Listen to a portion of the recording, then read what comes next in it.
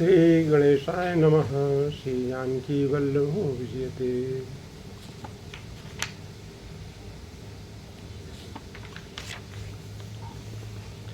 भरत जी ने उस पवित्र अशोक वृक्ष के नीचे जहाँ श्री रामचंद्र जी ने विश्राम किया था, भरत जी ने वहाँ अत्यंत प्रेम से आदर पूर्वक दंडवत पूर्वक प्रणाम किया। कुश की सुंदर सारथी देखकर उनकी प्रदक्षिणा करके प्रणाम किया। श्री रामचंद्र जी के चरण रज चिन्हों की रज आंखों में लगाई। प्रेम की अधिकता कहते नहीं बनती है, मतलब बहुत प्रेम है भरत जी के अंदर। भरत जी ने जो दो चार स्वर्ण बिंदु जो सीता जी के गहनों से कपड़ों से गिर गए थे, उनके कपड़ों में सोने के तार जो लगे थे उनसे जो गिर गए थे, उनको देखकर उनको सीता जी के समान समझकर अपने सिर पर रख लिया। उनकी नेत्र सजल हैं और हृदय में गलान भरी है। वो सखा से सुंदर निषाद राज से बोली सुंदर वाणी में की, ये सोने के कण या तारे भी सीता जी के विरह से ऐसे श्रीहत कांतिहीन हो रहे हैं जैसे अयोध्या के नर नारी विलीन हो रहे हैं शोक के कारण।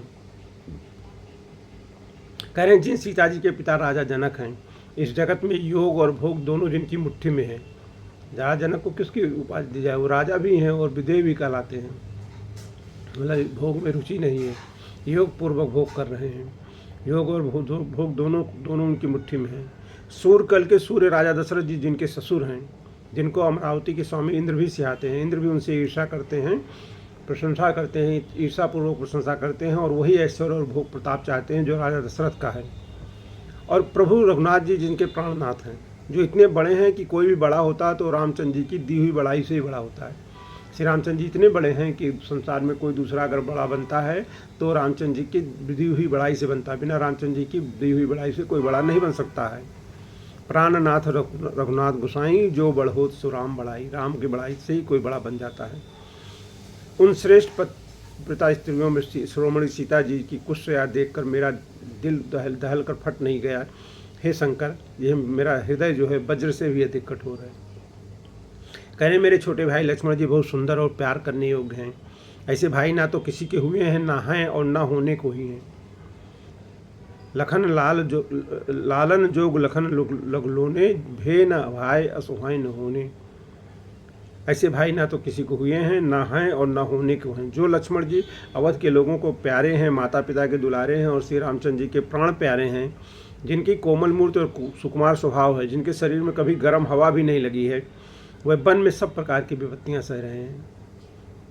इस मेरी छाती ने करोड़ों वज्रों का भी निरादर कर दिया है, जो ये सब देख के फट नहीं गई है। श्री रामचंद्र जी कह रहे हैं, श्री रामचंद्र जी ने जन्म लेकर जगत को प्रकाशित कर दिया है। वह रूप, शील, सुख और समस्त गुणों के समुद्र हैं। पूर्वासी, कुटुंब, गुरु, माता पिता सभी को श्री राम जी का स्वभाव सुख देने वाला है।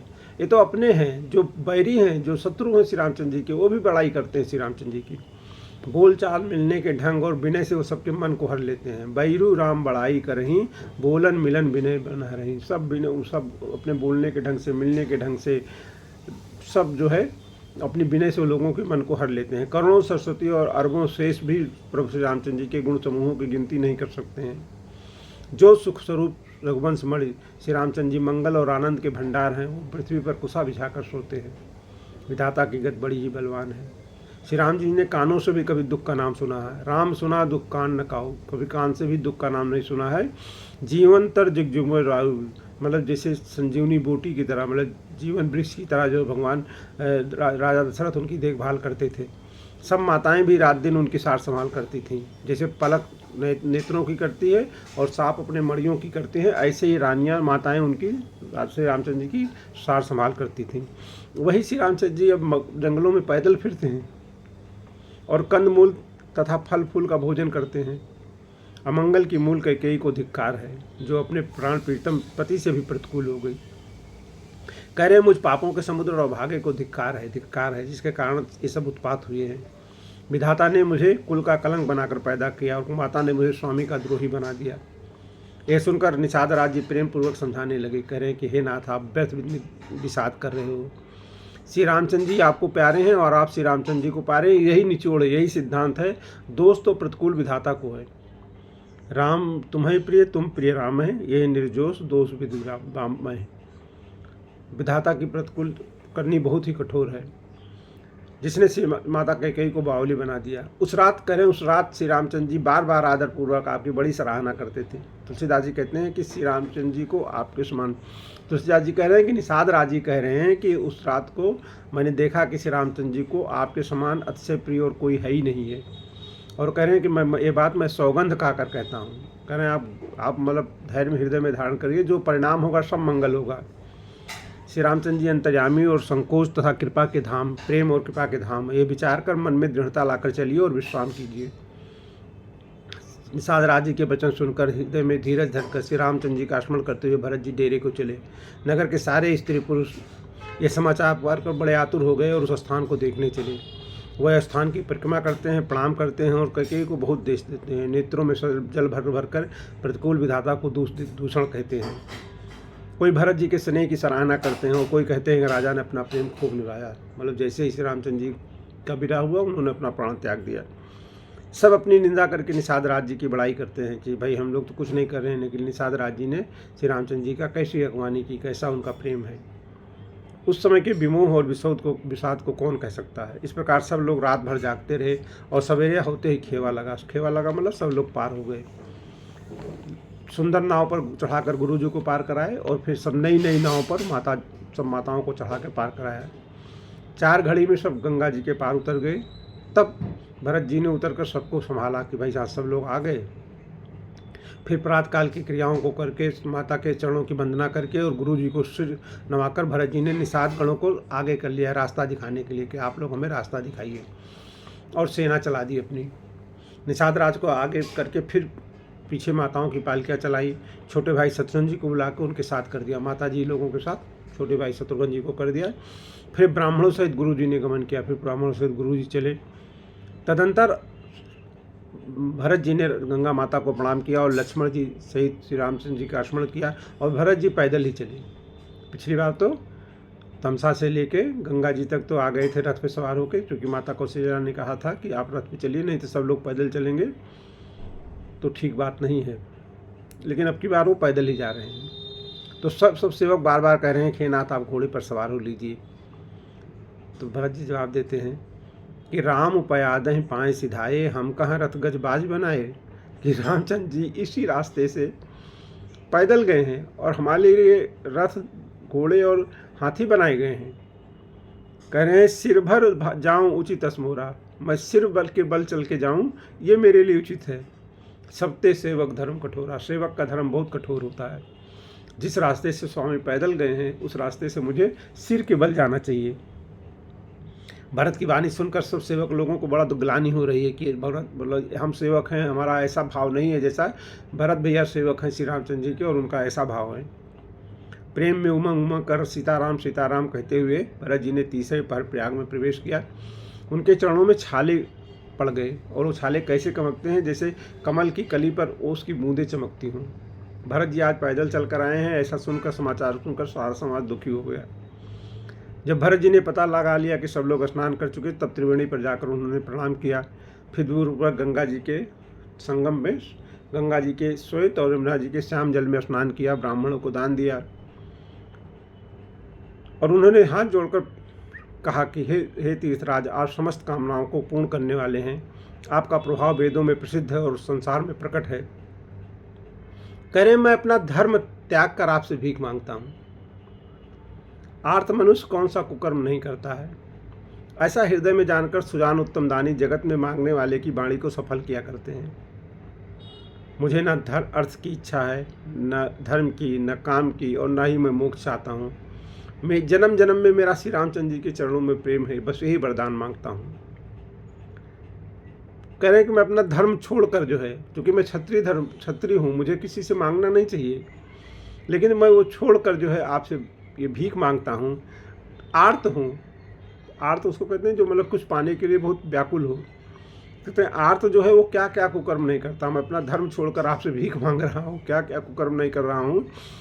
लेकिन जो देने वाले हैं वो जान जाते हैं कि आर्त है, तो उसकी वाणी को कह सफल कर देते हैं। आप तो देने वाले, सुजान देने वाले हैं। मांगो भीख त्याग निज धर्मू, आरत काह न करे कुकर्मू।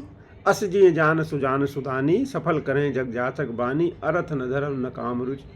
गति न चढ़ो निर्वाण, जन्म जन्म रति राम पद, ये वरदान नयन। मुझे कुछ नहीं चाहिए, न धन चाहिए, न धर्म चाहिए, न काम चाहिए, न निर्वाण चाहिए, कुछ भी नहीं चाहिए, केवल मुझे जन्म जन्म भगवान श्री रामचंद्र जी के चरणों में प्रेम हो, यही वरदान आप मुझे दे दीजिए।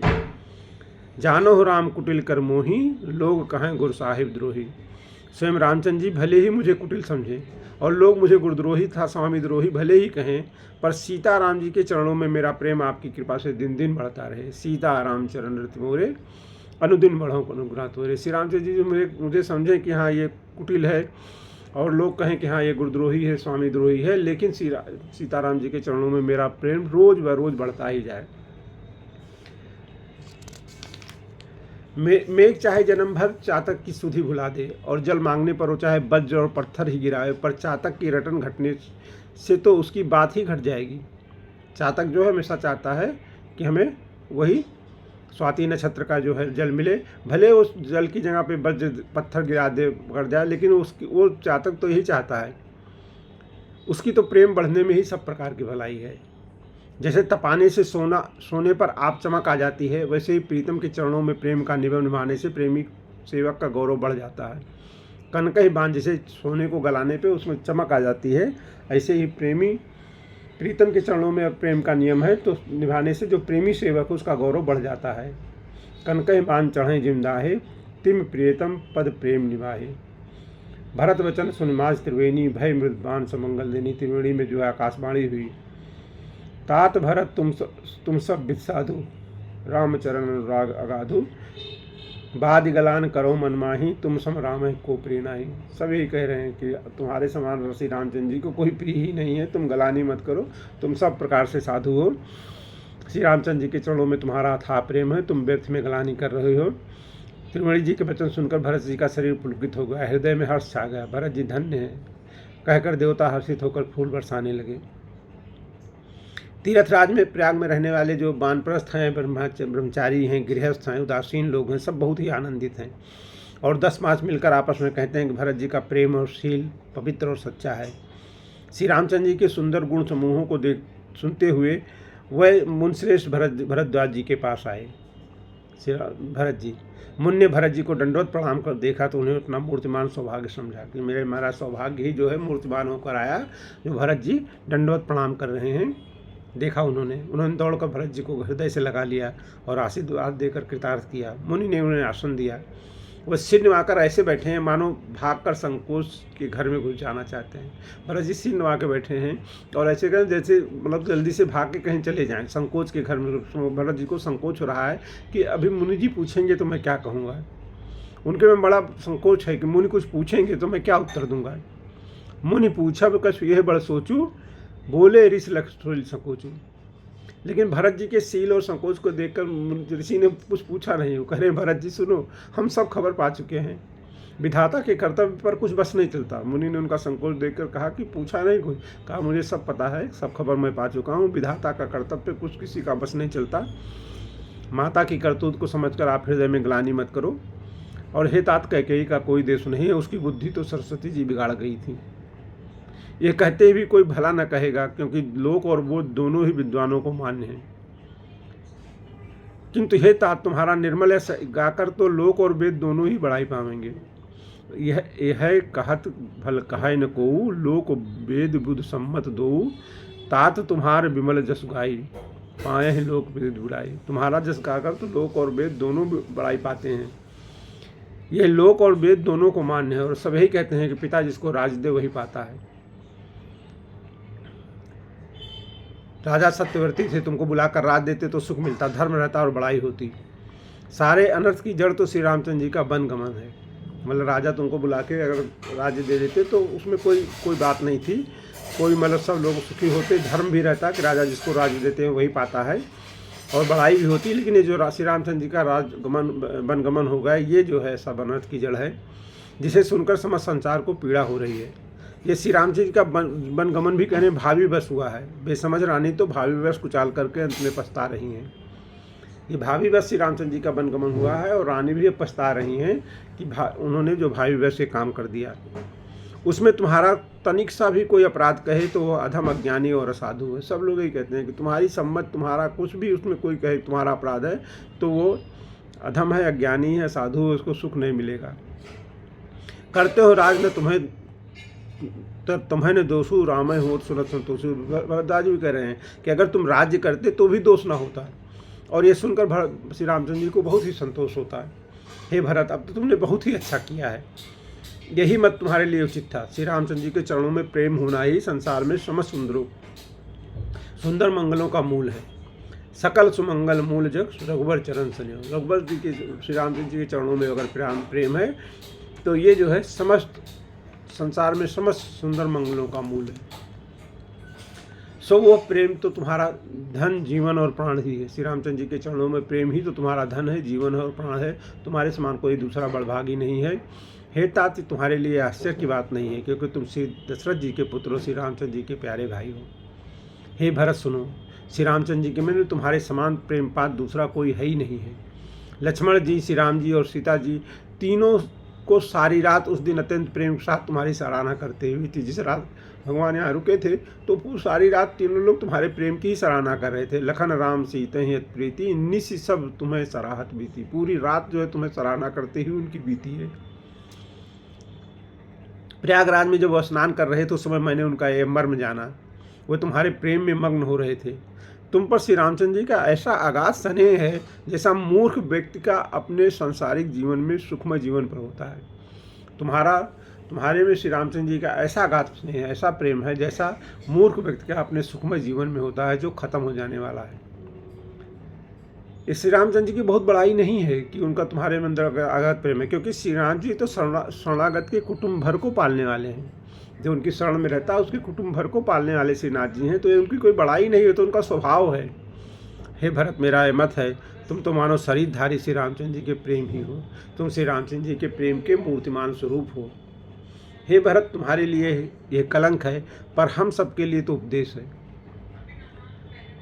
तुम कह भरत कलंक, ये हम सब कह उपदेश। राम भगत रस सिद्ध हित भा ये समय गणेश। श्री रामचंद्र की भक्त रूपी रस की सिद्धि के लिए समय गणेश हुआ है, बड़ा शुभ हुआ है। श्री रामचंद्र जी की भक्त रूपी रस, श्री रामचंद्र जी की भक्त रूपी रस की सिद्धि के लिए। हे तात, तुम्हारा यश निर्मल नवीन चंद्रमा है और श्री रामचंद्र जी के दास कुमुद और चकोर हैं। वो चंद्रमा तो प्रतिदिन अस्त होता और घटता है, जिससे कुमुद और चकोर को दुख होता है, परंतु यह तुम्हारा यश रूपी चंद्रमा सदा उदय रहेगा, कभी अस्त होगा ही नहीं। जगत रूपी आकाश में घटेगा नहीं, वरन दिन दिन दूना होता जाएगा। जो तुम्हारा ये यश है, श्री रामचंद्र जी के प्रेम रूपी यश है, ये चंद्रमा है। और जो श्री रामचंद्र जी के दास हैं वो इस चंद्रमा के लिए कुमुद और चकोर हैं, जो इसको देख देख के तुमसे प्रेरणा पा के श्री रामचंद्र जी की भक्ति करेंगे। मतलब जो है श्री रामचंद्र जी की भक्ति की चरम सीमा हो। जैसे चैतन्य महाप्रभु जी जो है भगवान श्री कृष्ण की भक्ति की चरम सीमा थी, तो भगवान तो चैतन्य महाप्रभु तो बाद में आए, मतलब श्री कृष्ण की भक्ति को प्रमाणित करने के लिए, लेकिन श्री रामचंद्र जी के साथ ही आए थे भरत जी। तैलोक रूपी चकवा इस यश रूपी चंद्रमा पर अत्यंत प्रेम करेगा और प्रभु श्री रामचंद्र जी का प्रताप रूपी सूर्य इसकी छवि को हरण नहीं करेगा। यह चंद्रमा रात दिन सदा सब किसी को सुख देने वाला है। कैकेयी का कुकुर रूपी राहु इसे ग्रस भी नहीं सकेगा। यह चंद्रमा श्री रामचंद्र जी के सुंदर प्रेम रूपी अमृत से पूर्ण है। यह गुरु के अपमान रूपी दोष से दूषित नहीं है। चंद्रमा ने जो गुरु का अपमान किया था उसके दोष से दूषित भी नहीं है। तुमने इस रूपी चंद्रमा की सृष्टि करके पृथ्वी पर भी अमृत को सुलभ कर दिया। अब श्री रामचंद्र जी के भक्ति समृद्ध से तृप्त हो लें। तुम्हारी जो भक्ति है उससे जो है उसके मतलब प्रभाव से तृप्त हो ले सब लोग। कह रहे राजा भगीरथ गंगा जी को लाए, जिन गंगा जी का स्मरण ही संपूर्ण सुंदर मंगलों की खान है। दशरथ जी के गुण समूहों का तो वर्णन नहीं किया जा सकता, अधिक क्या करे, जिसकी जगत में बराबरी का कोई जगत में नहीं है। जिनके प्रेम और सकुशशील के बस होकर स्वयं भगवान सच्चिदानंद घन भगवान श्री राम आकर प्रकट हुए, जिन्हें महादेव जी अपने हृदय के नेत्रों से कभी आकर नहीं देख पाए, परंतु उनसे भी बढ़कर तुमने कीर्त रूपी अनुपम चंद्रमा को उत्पन्न किया है। कह रहे हैं तुम्हारे उनके कुल की प्रशंसा कर रहे हैं कि राजा भगत गंगा जी को लाए, उन गंगा जी को जिनका स्मरण ही संपूर्ण सुंदर मंगलों की खान है। कह रहे हैं दशरथ जी के गुणों का तो वर्णन ही नहीं किया जा सकता है। जिनके प्रेम और सकोच, उनका शील ऐसा था कि स्वयं परमात्मा उनके घर पुत्र रूप में जन्म हुए। लेकिन जो तुम्हारा कर्म है, जो तुम्हारी कीर्ति है, श्री राम जी की भक्ति और उनके प्रति प्रेम, कह रहे तुमने उस अनुपम चंद्रमा को उत्पन्न किया है जिसमें श्री राम प्रेम ही हिरण के रूप में बसता है। हे ता तुम व्यर्थ ही हृदय में गलान कर रहे हो, पारस पाकर भी तुम दरिद्रता से डर रहे हो। तुम्हारे हाथ में से श्री रामचंद्र जी रूप प्रेम का पारस है, तुम दरिद्रता से मत डरो, तुम्हें कोई कलंक नहीं है। हे भरत सुनो, हम झूठ नहीं कहते हैं। कह रहे हैं कि हम झूठ नहीं कहते हैं, हम उदासीन हैं, किसी का पक्ष नहीं लेते हैं, तपस्वी हैं, किसी की मुँह देखी नहीं कहते हैं, और वन में रहते हैं, किसी से कुछ प्रयोजन नहीं है, इसलिए हम जो कह रहे हैं सत्य कह रहे हैं। सुनो भरत, हम झूठ न कहीं, उदासीन तापस बन रहे हैं। उदासीन है, किसी से कोई न दोस्ती है, न यारी है, न शत्रुता है। तपस्वी हैं, किसी की मुँह देखी नहीं कहते हैं। वन में रहते हैं, किसी से कोई प्रयोजन नहीं रहते हैं। सब साधन कर सफल स्वभावा, लखन राम श्री दर्शन पावा। मेरा ये जो सब साधन है, जब जो जो कुछ मैंने साथ में किया था, उसका उत्तम फल मुझे क्या मिला कि मैंने श्री रामचंद्र जी, लक्ष्मण जी और श्री सीता जी का दर्शन प्राप्त किया। मैंने अभी तक जो ये सब साधन किया, जब तब जो भी किया, उसका सब फल क्या मुझे मिला कि लक्ष्मण जी, श्री राम जी और सीता जी का दर्शन प्राप्त हुआ। अब बता रहे हैं कि उनके दर्शन का क्या फल मिला। कहते हैं फल कर फल दरस तुम्हारा, उस महान फल का परम फल है तुम्हारा दर्शन है। जो श्री सीताराम जी, श्री लक्ष्मण जी का दर्शन हुआ, उस दर्शन का फल है कि तुम्हारा दर्शन हुआ है। सहित प्रयाग सौभाग्य हमारा, प्रयागराज सहित हमारा ये बड़ा सौभाग्य है। भरत तुम धन्य हो, तुमने अपने यश से जगत को जीत लिया है। ऐसा कहकर मुनि जो है प्रेम में मग्न हो गए। भरद्वाज मुनि के वचन सुनकर सभासद जो थे, सभा में जो आए थे, सब हर्षित हो गए और साधु साधु कहकर सराहना करते हुए देवताओं ने फूल बरसाए। आकाश और प्रयागराज में धन्य धन्य की ध्वनि सुनकर भरत जी प्रेम में मग्न हो रहे हैं। भरत जी का शरीर पुलकित है, हृदय में सीताराम जी हैं और कमल के समान नेत्र जल से भरे हैं। वो मुनियों की मंडली को प्रणाम करके गदगद वचन से बोले कि मुनियों का समाज है और फिर तीर्थराज है। यहाँ सच्ची सौगंध खाने से भी भरपूर हानि होती है। इस स्थान में यदि कुछ बनाकर कहा जाए तो इसके समान कोई बड़ा पाप और नीचता नहीं होगी। मैं सच्चे भाव से कहता हूँ,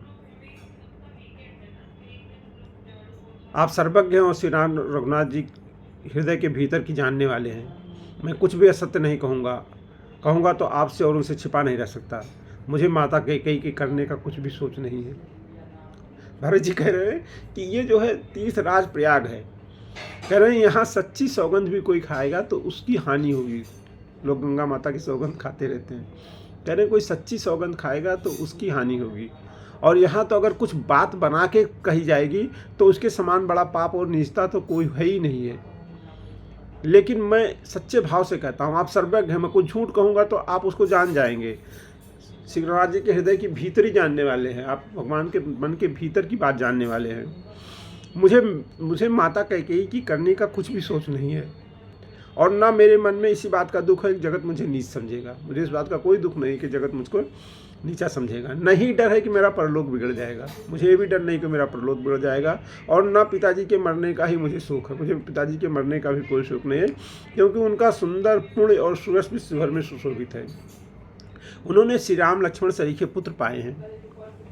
फिर जिन्होंने श्री रामचंद्र जी की विरह में अपने क्षणभंगुर शरीर को त्याग दिया, ऐसे राजा के लिए सोच करने का कौन सा प्रसंग है। मुझे इस बात का कोई शौक नहीं है कि माता कैकेयी ने क्या किया, या लोग मुझे जो है नीच समझेंगे, या मेरा परलोक बिगड़ जाएगा, या मेरे पिताजी को मरने का मुझे कोई शौक नहीं। उनका शोक करने लायक ही नहीं है। वो इतने बड़े राजा थे, श्री राम लक्ष्मण जैसे उनके पुत्र थे, श्री राम लक्ष्मण भरत शत्रुघ्न जैसे उनके पुत्र थे। भरत शत्रुघ्न अपने मुँह से नहीं कह रहे, हम लोगों को कहना चाहिए। भरत शत्रुघ्न जैसे उनके पुत्र थे, और उन्होंने श्री रामचंद्र जी के वियोग में जो है अपना क्षणभंगुर शरीर त्याग दिया। उनके लिए सोच करने का कोई प्रश्न नहीं है। श्री सीता जी, श्री लक्ष्मण जी और श्री राम जी पैरों में बिना जूती के मुनियों का वेश बनाए वन वन में फिरते हैं। वह बलकल वस्त्र पहनते हैं, फलों का भोजन करते हैं, पृथ्वी पर कुश और पत्ते बिछाकर सोते हैं, और वृक्षों के नीचे निवास करके नित्य सर्दी गर्मी वर्षा हवा सहते हैं। इसी दुख की जलन से निरंतर मेरी छाती जलती रहती है। कह रहे मुझे दुख क्या है, मुझे दुख ये है कि श्री सीताराम जी मुनियों का वेश बनाकर पैरों में बिना जूती के बन बन में फिरते हैं, बलकल वस्त्र पहनते हैं, फलों का भोजन करते हैं, पृथ्वी पर कुश और पत्ते बिछाकर सोते हैं, वृक्षों के नीचे निवास करके नित्य सर्दी, गर्मी, वर्षा और हवा सहते हैं। कहें इस दुख से मेरी छाती निरंतर जलती रहती, मुझे न दिन में भूख लगती, न रात को नींद आती है। मैंने मन ही मन समस्त विश्व को खोज डाला, पर इस रोग की कोई औषधि नहीं है। माता का कुमत जो है मेरे लिए पापों का मूल बढ़ई बन गया है। माता का कुमत जो है मेरे लिए पापों का मूल बढ़ई बन गया है। उसने हमारे हित का वसूला बनाया, उसने मेरे हित का नाम लेकर वसूला बनाया, और उसने कलह रूपी कुठाट का जो है कुयंत्र बनाया, और 14 वर्ष की अवध रूपी कठिन कुमंत्र पढ़कर उस यंत्र को गाड़ दिया। मेरे लिए उसने सारा कुठाट मतलब बुरा साज रचा, और सारे जगत को 12 बार छिन्न भिन्न कर नष्ट कर डाला। यह कुयोग श्री रामचंद्र जी के लौट आने पर ही मिट सकता है। अगर वो लौट आएंगे तभी ये कुयोग मिट सकता है जो माता के कुमत ने से मुझे मिल गया है। यह कुयोग उनके आने पे, और तभी अयोध्या बच सकती है, दूसरा कोई उपाय नहीं है।